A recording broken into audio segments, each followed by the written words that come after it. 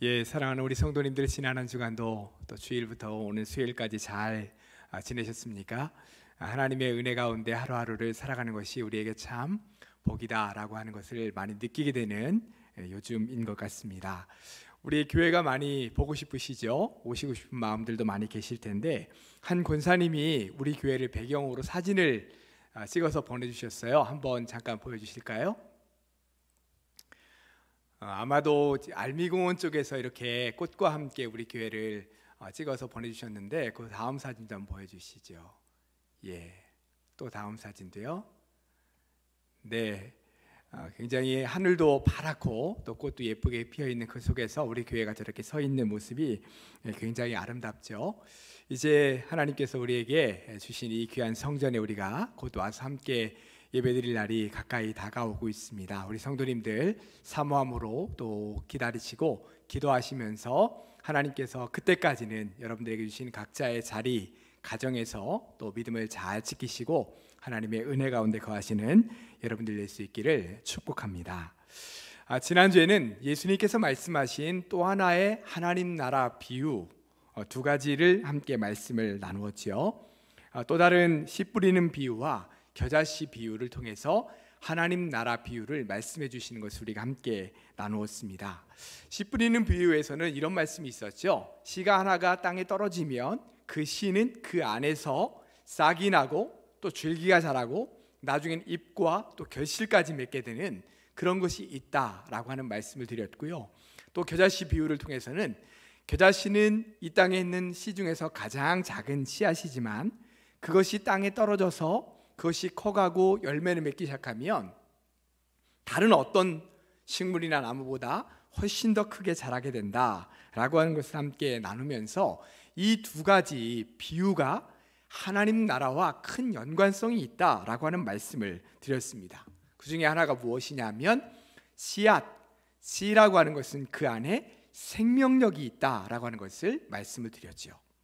씨 안에 죽어있는 씨는 아무리 좋은 곳에 뿌리고 거기다가 좋은 비료를 준다 할지라도 자라나지 않지만 씨 안에 생명이 들어있으면 그곳이 어떤 곳이 되었던 시간에 그 안에서 그 생명이 움트게 되고 자라나게 된다라고 하는 말씀을 드렸습니다. 하나님 나라의 씨앗 역시 마찬가지입니다. 하나님 나라의 씨앗 역시 그 안에는 생명력이 있다라는 말씀을 드렸습니다. 하나님 나라의 씨앗이라는 것은 복음일 수 있고요, 하나님의 말씀일 수 있습니다. 그 안에 생명력이 있죠. 그 복음을 들은 사람, 그 복음을 받은 사람, 또 하나님의 말씀을 듣는 그 심령, 그 마음속에 씨앗이 떨어질 때 그 안에서 하나님 나라의 귀한 씨앗들이 자라나게 되고 그 가운데 열매 맺게 되는, 그래서 죽어가던 영혼들이 살아나게 되고 하나님을 알게 되는 놀라운 역사가 나타난다라고 하는 말씀을 함께 나누었습니다. 그러면서 우리는 그 하나님 나라의 씨앗을 뿌리는 자들이 되어야 된다라고 하는 말씀을 함께 나누었죠. 먼저 우리 자신에게 뿌려가야 됩니다. 하나님 나라의 씨앗, 그것을 우리 자신에게 뿌려가야 된다라는 것이죠. 하나님의 말씀을 읽는 씨앗을 뿌려가고, 인내하면서 기도하는 씨앗을 뿌려가고, 봉사의 씨앗, 또 섬김의 씨앗, 감사의 씨앗, 겸손의 씨앗, 이런 것도 우리가 많이 우리 자신에게 뿌려갈 때 울며 또 기쁨으로 거두게 되는 그 순간들이 우리에게 있다라고 분명히 말씀해 주셨습니다. 우리 자신에게만 그것을 뿌릴 뿐만 아니라 이 땅 가운데 하나님을 알지 못하는 사람들에게 또 하나님 나라의 씨앗을 뿌려야 된다라는 말씀을 드렸죠. 아직도 그 씨앗을 알지 못하며 죽음 가운데 살아가는 그들에게 하나님 나라의 씨앗을 뿌려질 때 한 번, 두 번, 세 번 아직도 결실을 맺지 못했다면 또 그들에게 꾸준히 그 하나님 나라의 씨앗을 뿌릴 때 그들에게 하나님 나라의 결실이 풍성히 맺어질 수 있다라고 하는 말씀을 드렸습니다. 사랑하는 성도 여러분, 여러분 스스로에게 뿐만 아니라 우리 주변에 있는 사람들에게 하나님 나라의 씨앗을 많이 뿌리며 나아갈 수 있는 사랑하는 우리 모든 성도들 되시기를 주님의 이름으로 축복합니다. 오늘 말씀은 예수님과 제자들이 배를 타고 강을 건너가시는 중에 일어났던 일에 관해서 말씀하고 있습니다. 예수님께서 하나님 나라에 관한 비유를 말씀하신 그날 밤에 이게 날이 저물어 갈 때 예수님이 제자들과 함께 배를 타시고 강 건너편으로 가자 이렇게 말씀을 하셨습니다. 그래서 예수님과 제자들이 배를 타고 강을 건너가고 있을 때 36절 끝부분에 보면 다른 배들도 그 뒤를 따랐다, 함께 따라왔다 이렇게 이제 말씀하고 있습니다. 그러니까 예수님과 제자들이 탄 그 배뿐만 아니라 아마도 예수님을 따르고 있던 많은 무리들도 배를 타고 예수님을 따르고 있다는 것을 보게 되죠. 그런데 이렇게 예수님과 제자들이 배를 타고 강을 건너가고 있을 때 큰 풍랑이 일어나게 됩니다. 큰 파도와 물결이 일어나면서 막 금방이라도 이 배를 뒤집을 것처럼 큰 풍랑이 일어나게 되고 그리고 그 배에 물이 가득하게 되었습니다. 그런데 그렇게 큰 파도가 치고 금방이라도 배가 뒤집을 것 같은 그런 상황 속에서도 예수님은 지금 주무시고 계신다라고 성경은 말씀하고 있죠. 얼마나 예수님이 피곤하셨는지, 얼마나 열정적으로 사역을 하시고 말씀을 전하셨든지 지금 배가 막 뒤집힐 정도로 이렇게 일고 있는 그 상황 속에서도 예수님은 주무시고 계신 것입니다. 큰 파도와 물결로 인해 배에 물이 가득 들어차고 배가 뒤집힐 것 같은 이런 상황이 되자 어찌할 바를 몰라 하던 제자들이 예수님을 깨우면서 말합니다. 선생님, 우리가 죽게 되었는데 우리를 돌아보지 않으십니까? 이렇게 지금 제자들은 절박한 마음으로 예수님을 깨우면서 이렇게 말을 하는 겁니다. 그러자 잠에서 깨어나신 예수님이 바람과 물결을 향해, 바람과 바다를 향해 꾸짖으시면서 잠잠하고 고요하라고 명령하십니다. 그러자 조금 전까지도 엄청나게 몰아치던 그 바람과 물결이 그치고 잔잔해지는 그런 역사가 나타나게 되죠. 이러한 모든 모습들을 본 이 제자들이 두려워하면서 서로 이렇게 말합니다. 도대체 예수님이 누구시기에 바람과 바다도 그의 말씀에 순종하는가? 라고 하는 그런 말씀이 오늘 본문 말씀의 내용입니다. 여러분, 우리 지난 주일에도 잠깐 말씀을 드린 것처럼 예수님의 제자들 중에는 어부가 여러 명 있었고요. 그 어부들은 사실은 바다 또 강 이런 부분에 있어서는 아주 전문가들이죠. 그리고 또한 이 어부들이라고 하면은 자연에 순응하는 그런 사람들입니다. 자연을 거스른다든지 자연을 다스린다든지 이런 것들은 상상하기가 어렵지요. 그들이 가장 두려워하는 것은 자연입니다. 그 전에 한번 제주도에 이렇게 가서 잠깐 여행할 기회가 있었는데 그 제주도에 대해서 이렇게 여러 가지들을 들어보니까 특별히 믿음을 잘 지키고 신앙생활을 잘 하는 분들이 계시기도 하지만 또 한편으로는 아직도 미신이 많은 곳이 제주도다 이런 말씀을 참 많이 들었어요. 그래서 왜 그런가 그랬더니 섬이고 특별히 이제 어부들이 많이 있는데 고기를 잡으러 나갈 때마다 이 풍랑이 일고 바람이 불고 하면은 못 나간다는 거죠. 그래서 꼭 나가기 전에 출항을 하기 전에 우리로 얘기하면 신령이나 아니면 바다, 물 이런 것들을 다스리는 미신들에게 항상 제사를 지내고 나간다는 것입니다. 그런 마음들이 남아있다는 거죠. 마찬가지입니다. 지금 예수님과 함께 있었던 이 제자들 중에 어부들은 특히나 자연이라고 하는 것에 순응하고 그것을 함께 따라가는 마음들이 있는 겁니다. 그런데 지금 그들 앞에 놀라운 일이 일어나는 거죠. 바람과 광풍이 일어나고 있는 그때에 예수님께서 그것을 향해 말씀으로 선포하시고 조금 전까지도 지금 거칠게 몰아치던 그 바람, 물결, 광풍이 잠잠해지는 그런 일들을 자신들의 눈앞에서 보게 되는 것입니다. 제자들은 지금까지 예수님을 가까이에서 모시면서 많은 이적들을 보았다고 했습니다. 병을 고치고 귀신을 내쫓고 심지어는 죽은 사람을 살리는 역사를 행하기도 했다고 했습니다. 그 외에도 많은 이적들을 보았지요. 그런데 지금 예수님이 바람과 물결을 다스리는 것은 또 다른 이적입니다.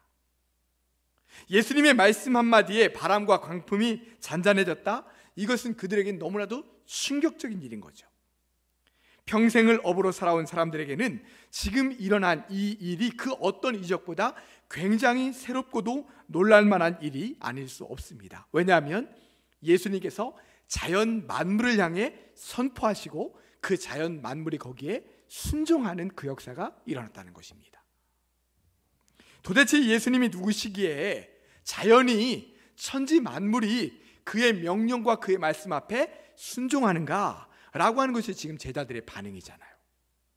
자연이 반응하고 천지 만물이 반응하는 것이 지금 일어난 이적의 역사라는 것입니다. 지금까지 아무리 자신들이 따르고 믿고 있었던 예수님이지만 점점 예수님을 알아가면 알아갈수록 도대체 이분의 끝이 어디일까? 도대체 이분은 어떤 분이실까? 라고 하는 것을 더 깊이 생각하게끔 만드는 그런 예수님의 모습이신 거죠. 이제는 자연 만물이 그의 선포 앞에 순종하는 일이 나타나는 데까지 이르게 된 것입니다. 우리가 믿고 섬기는 예수님, 그분이 어떤 분이신가 우리가 많이 정의할 수 있다고 했습니다. 그러나 삼위일체 하나님, 그분 앞에서 보면 이 예수님은 천지 만물을 다스리시며 주관하시는 하나님이시죠. 그들을 향해 선포하시고 또 그들을 다스리실 수 있는 전지전능하신 하나님이시다라고 하는 것입니다. 예수님은 우리의 상식과 이해를 넘어서 계신 분입니다. 우리는 종종 하나님은 이런 분이겠지, 이런 분이야, 또 예수님은 이런 분이시겠지, 이런 분이야 라고 우리가 생각할 때 우리의 이성과 우리가 알고 있는 그 범위 안에 한계를 지울 때가 너무 많이 있습니다. 우리 주님은 우리의 이성과 상식 그 안에서만 머물러 계시게 될 때가 많다라는 것이죠. 우리 주님이 그러신 분이 아니라 우리가 주님을 그렇게 만든다는 것입니다. 우리 안에서, 우리의 이성과 상식 안에서 우리 주님을 이렇게 가둬두는 것이죠. 그러나 우리 주님은 그러실 수 없는 분이십니다. 우리의 이성과 상식과 지식, 이 모든 선을 초월해 계신 분이시죠. 우리는 우리의 아주 좁고 근시안적인 시선과 그러한 관점을 가지고 주님, 저에게는 이게 가장 좋을 것 같아요, 이거 주세요 라고 주님 앞에 때를 쓸 때가 있지만, 하나님께서는 전지전능한 시점을 통해서 우리에게 지금 무엇이 더 필요하고 더 중요하고 꼭 있어야 될 것이 무엇인지를 더 잘 알고 계신다는 것입니다. 왜요? 전지전능하신 분이시기 때문이죠. 그런데도 우리는 고집합니다. 당장 한 치 앞도 보지 못하면서, 알지 못하면서 그거 아니면 안 됩니다 라고 고집하는 것이죠. 그러면서 하나님을 내 편으로, 하나님을 내가 원하는 것을 이루어줄 수 있는 분으로 우리는 그 하나님을 구하는 것입니다. 그 하나님께 구하게 되는 것이죠. 여러분, 이런 마음은 어찌 보면 믿음이 아닙니다.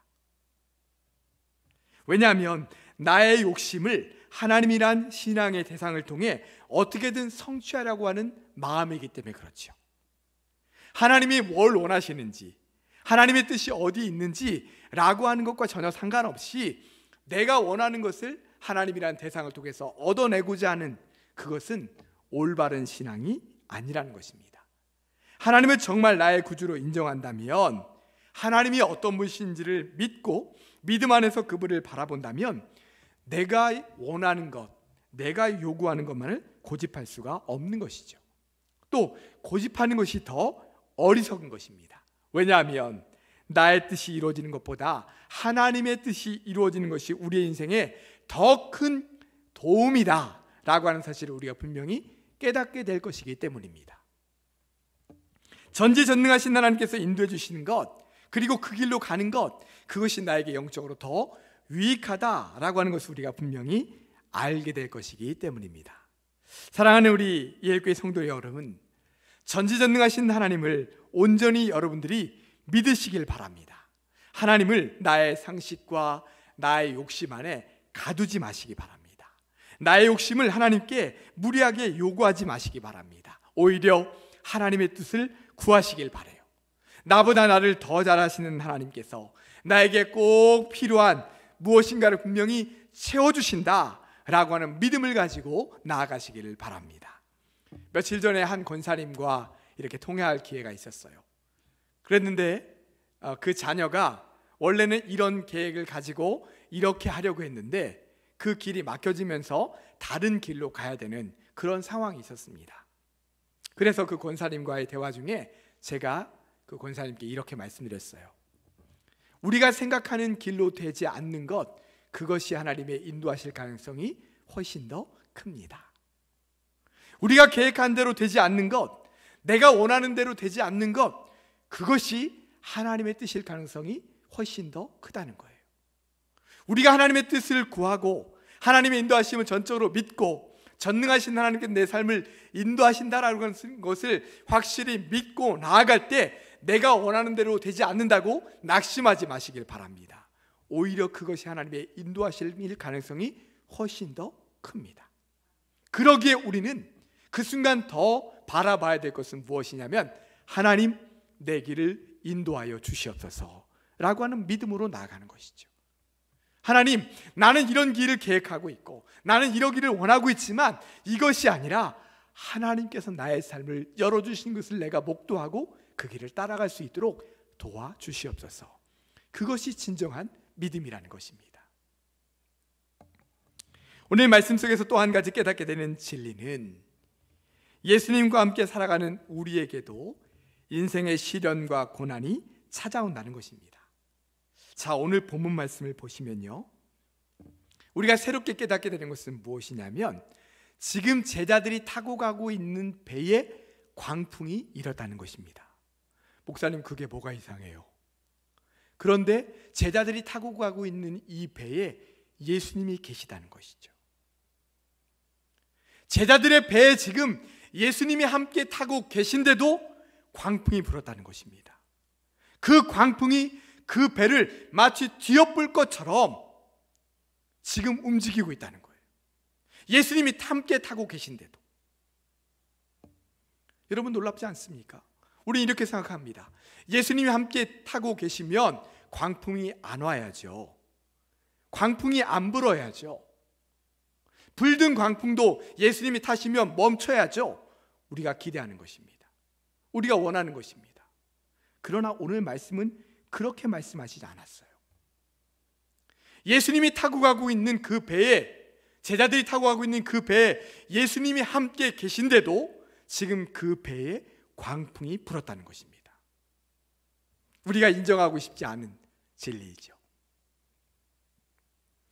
우리 모든 인생에는 똑같이 위기라는 것이 찾아옵니다. 시련과 고난이라는 것이 찾아와요. 그것은 우리 믿는 사람들이라고 해서 예외는 아닙니다. 우리 믿음의 성도들에게도, 우리 믿음의 사람들에게도 동일하게 위기가 찾아오고 시련과 고난이 찾아옵니다. 많은 사람들이, 많은 성도님들이 예수님을 믿으면 시련과 고난이 안 와야 된다고 생각하죠. 그런데 시련과 고난은 찾아옵니다. 그러면 예수님 믿어도 소용없네, 믿어도 고난이 오고 안 믿어도 고난이 오면 뭐하라 예수님 믿어, 이렇게 우리가 받아들일 수 있습니다. 그러나 이것은 잘못된 신앙입니다. 우리가 예수님을 믿는 것은 고난을 피하기 위해서 예수님을 믿는 것이 아닙니다. 내가 예수님을 믿음으로 말미암아 오던 고난도 피해가지, 이거는 달을 보고 비는 마음과 똑같습니다. 저 해를 보고 1월 성신을 보고 비는 마음과 똑같다는 거예요. 그것이 아닙니다. 우리가 예수님을 믿는 이유는 우리가 고난을 피하기 위해, 고난이 왔을 때 우리에게 어려움이 없기 위해 예수님을 믿는 것이 아니라는 거예요. 우리가 예수님을 믿게 된 것은 우리 주님이 나를 먼저 찾아오셔서 나를 구원해 주심으로 말미암아 내가 예수님을 믿기 시작한 것이죠. 우리의 믿음의 출발은 내가 주님을 믿으려고 찾아간 것이 아니라, 그래서 고난을 피하기 위해서 내가 지금 예수님을 믿고 있는 것이 아니라 우리 주님이 나를 찾아오셔서 나를 구원해 주심으로 말미암아 내가 주님을 믿고 있다는 것입니다. 그렇기 때문에 그 길이 고난의 길이어도, 시련과 고난이 찾아와도 우리는 그 가운데서 주님을 믿는 믿음을 떠나갈 수가 없는 것이죠. 우리 일교회는 올해 전교인이 성경 통독에 힘쓰고 있습니다. 저도 이 성경 통독을 통해서 많은 새로운 은혜를 받고 있다, 여러 차례 여러분들에게 말씀을 드렸습니다. 여러분 지금 쭉 성경 통독 따라오시는 분들은 아마 잘 아실 겁니다. 지난주에 우리가 함께 읽었었던 성경 본문이 어디였냐면 사무엘 하와 열왕기 상으로 이렇게 들어갔습니다. 지난 주부터 이제 열왕기 상 이렇게 들어갔습니다. 근데 제가 사무엘 하 말씀을 읽으면서 굉장히 새롭게 깨닫게 된 은혜가 있어요. 사무엘 하 말씀을 읽으면서 사무엘 하에 가장 중심적으로 등장하는 사람이 누구냐면 다윗입니다. 다윗 왕을 중심으로 기록된 역사, 그것이 바로 사무엘 하예요.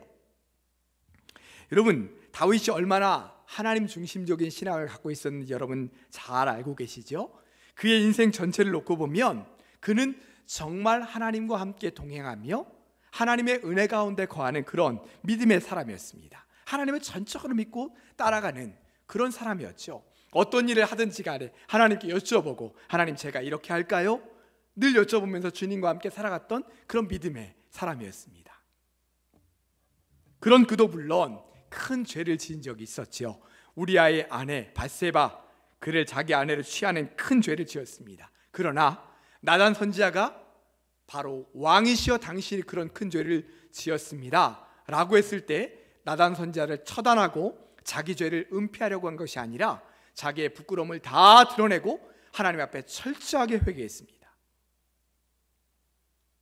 하나님께서 그의 인생 전체를 평가하시기를 그는 내 마음에 맞는 사람이다 라고 평가하실 정도로 그의 회개는 철저한 회개였고 그 인생 전체는 하나님과 함께 살아가는 사람이었다는 거예요. 그러면 여러분, 그의 인생은 편안해야 되겠죠? 그의 인생에는 어려움이 없어야 되겠죠? 그의 인생은 평탄해야 되겠죠? 그런데 제가 사무엘 하 말씀을 보면서 읽게 된 것이 그의 인생 후반전, 그의 인생 말년에 많은 어려움이 생기더라 라고 하는 것입니다. 그 말씀이 새롭게 저의 눈에 들어오는 거예요. 사무엘 하 말씀을 읽으면서 보니까 그의 인생 말년에 그의 아들 압살롬이 반역을 일으킵니다. 이 압살롬이 그냥 왕 위만 차지하려고 하는 것이 아니에요. 아버지를 처단하려고 해요. 어떻게든 악착같이 쫓아오려고 합니다. 아들의 반역을 일으켜서요, 예루살렘 궁을 버리고 피신하고 도망갑니다. 다윗이요. 뿐만 아닙니다. 압살롬의 반역을 잘 제압했어요. 그랬더니 이번에는 세바라는 사람이 또 반역을 일으킵니다. 또 반역을 일으켜요. 또 그가 죽기 얼마 전에는 아도니아라는 사람이 또 왕위를 노립니다. 다윗은 하나님의 뜻 안에서 솔로몬이라는 사람을 왕위로 올리려고 하고 있는데 아도니아가 자기가 왕이 되겠다고 해요. 다윗이 죽기 바로 전에 일어난 일입니다. 그가 죽을 때까지, 그의 인생이 맞춰질 때까지 그의 인생에 계속해서 시련과 고난이 있더라는 거예요. 그게 은혜가 되더라고요, 저에게는. 다윗에게 시련과 고난이 있어서 은혜가 됐다는 것이 아니죠. 그런 것이 아닙니다. 다윗처럼 하나님 마음에 꼭 드는 사람, 하나님과 함께 살아가고 있는 사람, 그 사람에게도 시련과 고난이 끝끝내 함께 있구나. 그러나 그 시련과 고난 속에서도 하나님을 놓치지 않고 살아가는 것이 우리의 신앙생활이구나, 우리의 삶이구나 라고 하는 깨달음을 주시더라는 거예요. 하나님께서 저에게 주신 깨달음입니다. 우리는 이렇게 물을 수 있어요. 아니, 그렇게 하나님을 잘 믿는 다윗이면 그의 인생이 평안해야지요. 고난과 시련이 없어야지요. 어떻게 하나님은 그런 믿음의 사람에게 그런 큰 시련을 주십니까? 어떻게 죽을 때까지 그런 시련을 당하게 하십니까? 우리는 그렇게 믿어요. 그러나 여러분 기억하십시오. 예수님을 믿는다고 인생의 고난과 시련이 없는 것이 아닙니다. 고난을 피하기 위해서 예수님 믿는 것이 아니에요. 오히려 우리는 예수님을 잘 믿으려고 하면 할수록 우리 인생에는 더 많은 시련과 고난이 찾아올 수 있습니다. 그러면 우리는 뭐하러 예수님 믿습니까? 도대체 예수님과 함께 살아감으로 우리가 얻는 유익이 무엇입니까? 라고 물을 수 있습니다.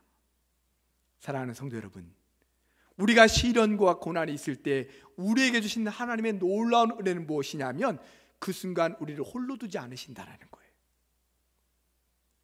우리가 누리는 은혜는 뭐냐면 시련과 고난이 없는 것이 우리에게 은혜가 아니라 시련과 고난은 있지만 그 순간 우리 주님이 나를 홀로 두지 않으신다는 것이 은혜라는 것입니다.